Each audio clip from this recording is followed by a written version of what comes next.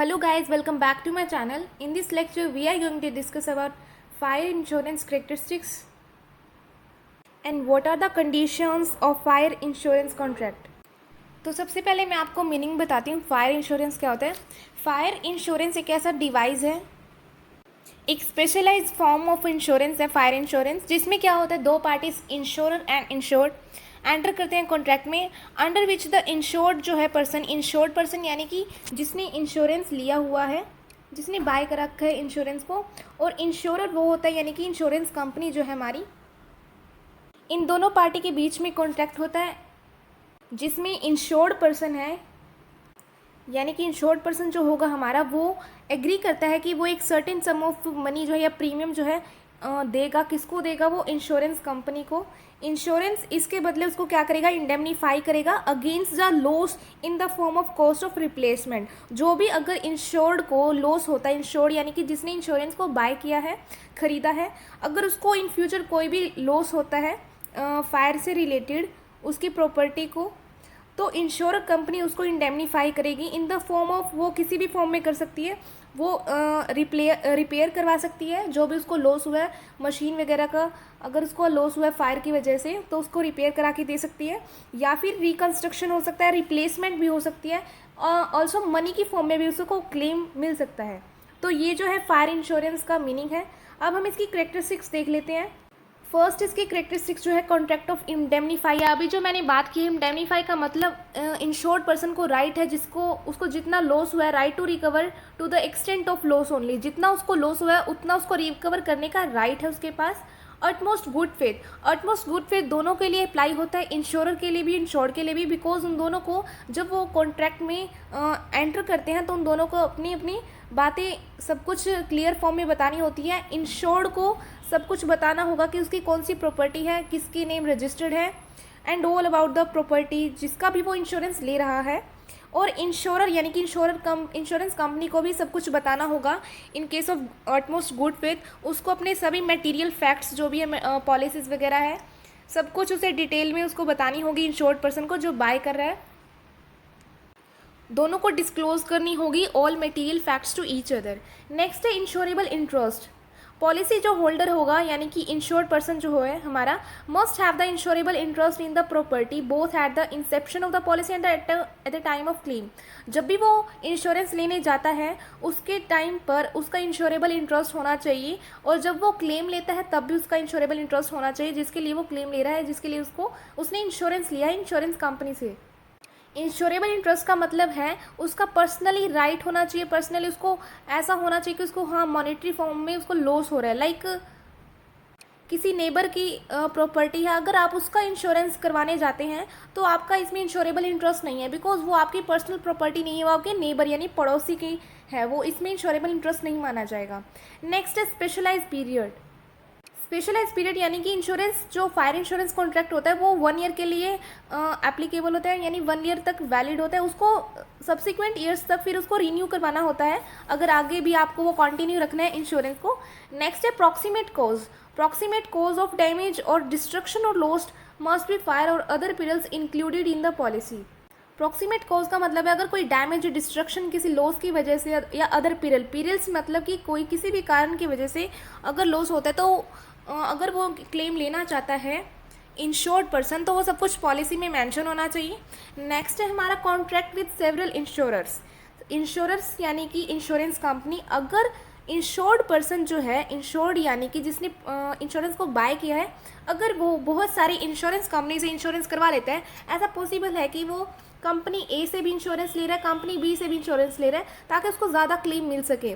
इस केस में ऐसा नहीं होगा कि ऐसे तो बहुत सारे जो भी लोग होंगे वो अपना बहुत सारी कंपनी से इंश्योरेंस लेने लग जाएंगे, ऐसा नहीं होता है.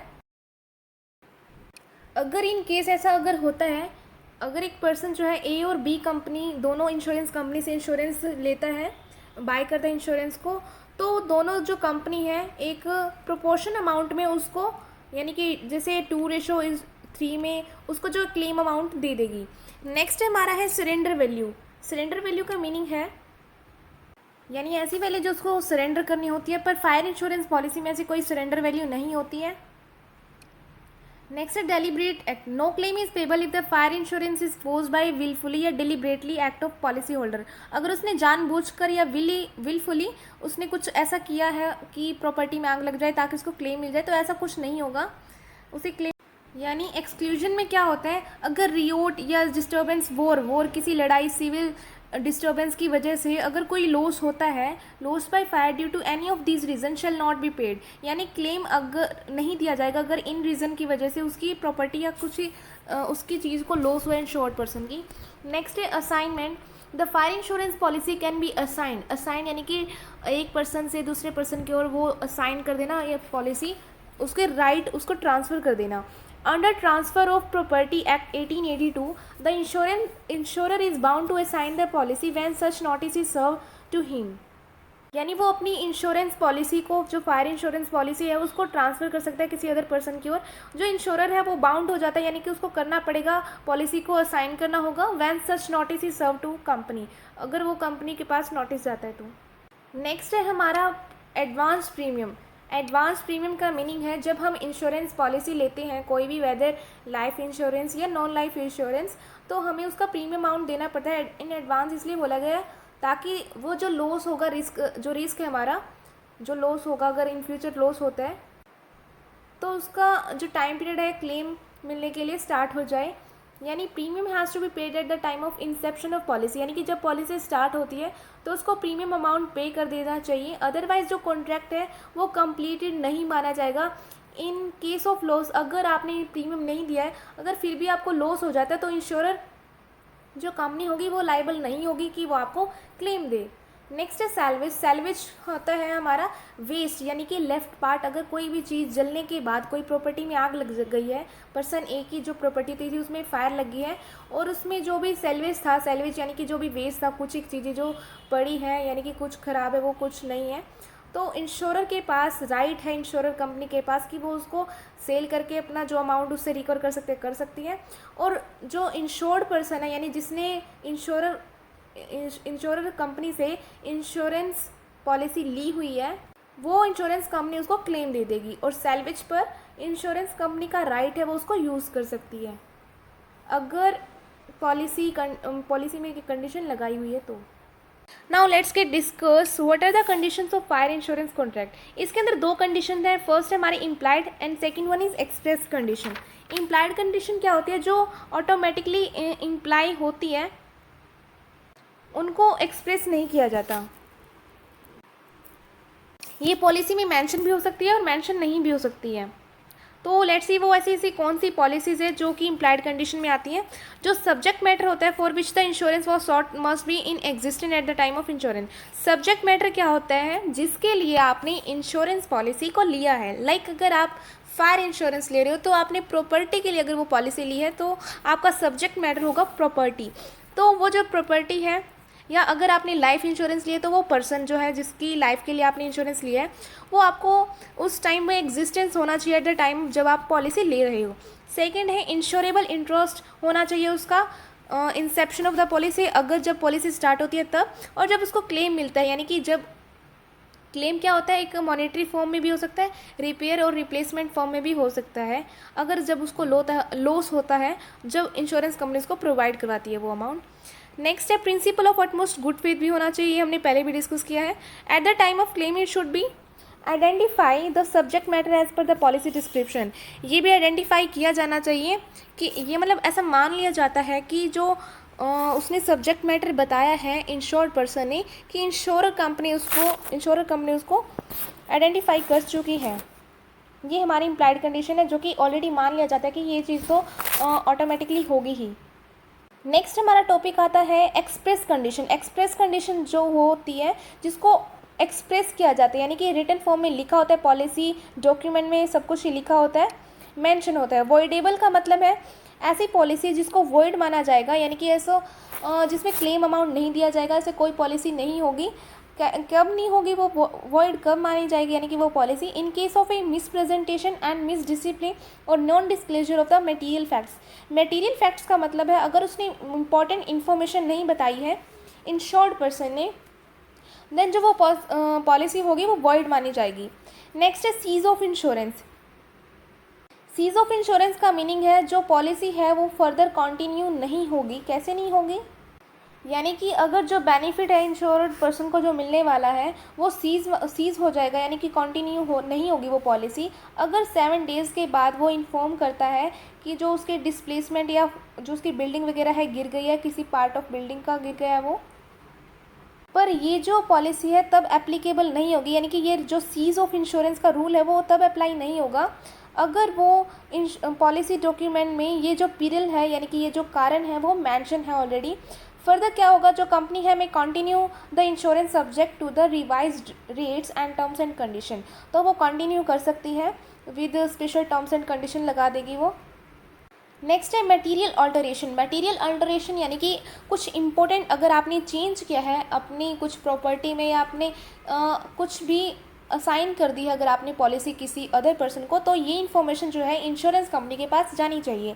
तो ऐसी कौन कौन सी इन्फॉर्मेशन है जो एक्सप्रेस कंडीशन में होनी चाहिए, यानी कि बताई जानी चाहिए। ये अपने आप मान नहीं लिया जाएगा कि आपने किसी को पॉलिसी ट्रांसफ़र कर दी है तो असाइनमेंट कर दिया, सब कुछ इन्फॉर्मेशन होनी चाहिए। लाइक अगर आपने ट्रेड में चेंज किया, आपका जो बिजनेस था उसमें चेंज किया, मैन्युफैक्चर या नेचर ऑफ ऑक्यूपेशन, आपका जो बिजनेस था जो आप ऑक्यूपेशन करते थे उसमें चेंज हुआ है, other circumstances which increase the risk of loss, because क्या पता अगर आपने जो उस जो आपने चेंज किया अपना ऑक्यूपेशन या फिर आपने अपना बिजनेस चेंज किया, क्या पता उसमें रिस्क ज़्यादा हो, तो इंश्योरेंस कंपनी को इन्फॉर्म कर देना चाहिए कि आपने ये भी चीज़ें हैं जो ऑल्टर की है।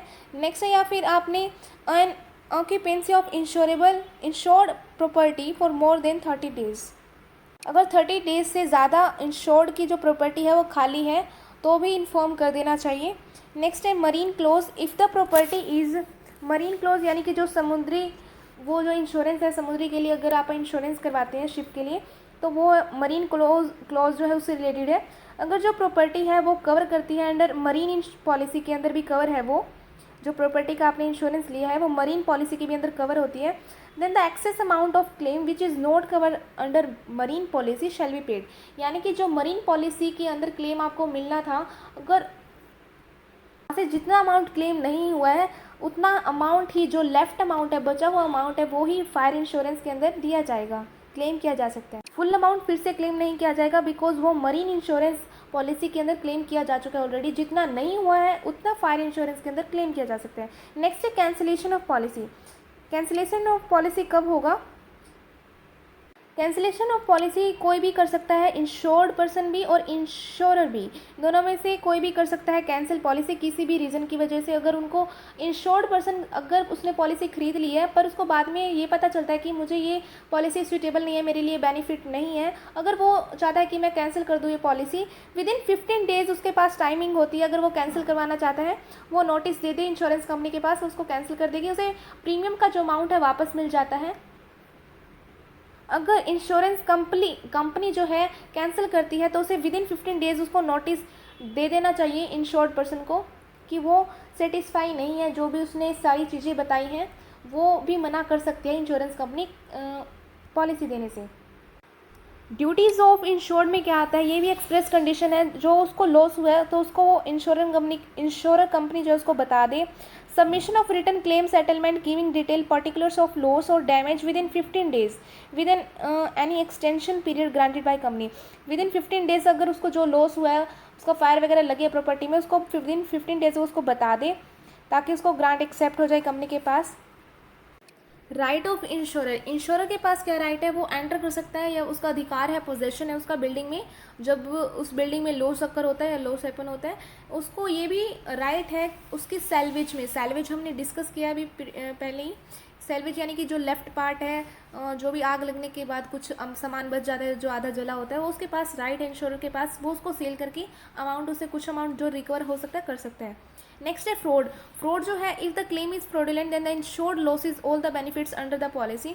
यानी कि जो भी वो अगर फ्रॉड करता है इंश्योर्ड पर्सन, जितने उसके पास बेनिफिट मिलने थे वो सब कुछ लूज़ कर देगा वो। नेक्स्ट है रीइंस्टेटमेंट condition.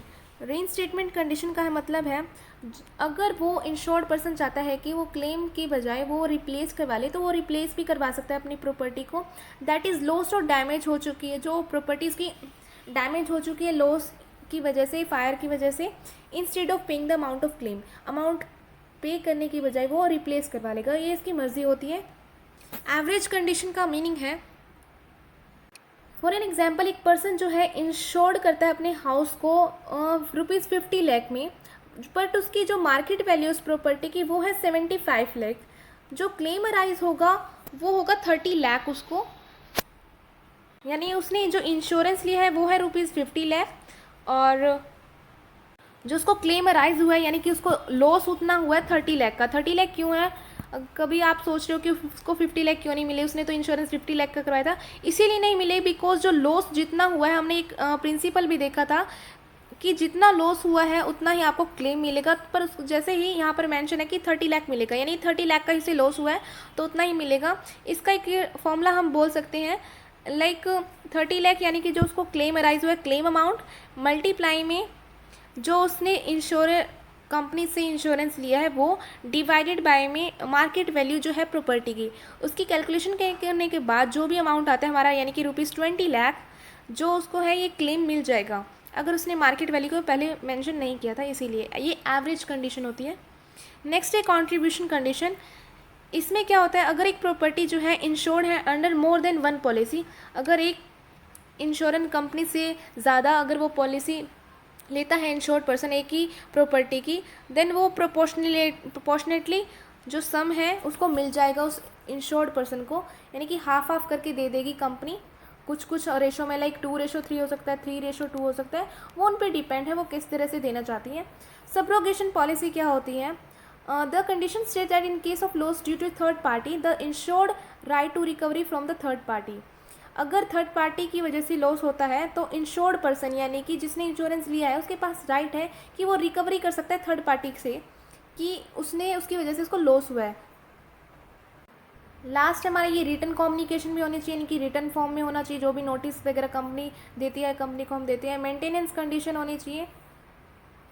Maintenance condition for an example, अगर उसने किसी पर्सन ने 50K यानी कि 50,000 का इंश्योरेंस लिया है, अगर उसको इन फ्यूचर कोई लॉस होता है तो उसको लाइक 20K का लॉस हुआ है और उसको इंश्योरेंस कंपनी से क्लेम मिल गया है 20K का, फर्दर जो उसका कंटिन्यू होगा वो 30K से जो है सम एश्योर्ड यानी कि अब उसका इतना ही अमाउंट बचा है तो इस अमाउंट से वो आगे लॉस कवर कर सकता है, अगर फिर भी उसे अगर लॉस होता है आगे उसकी प्रॉपर्टी को।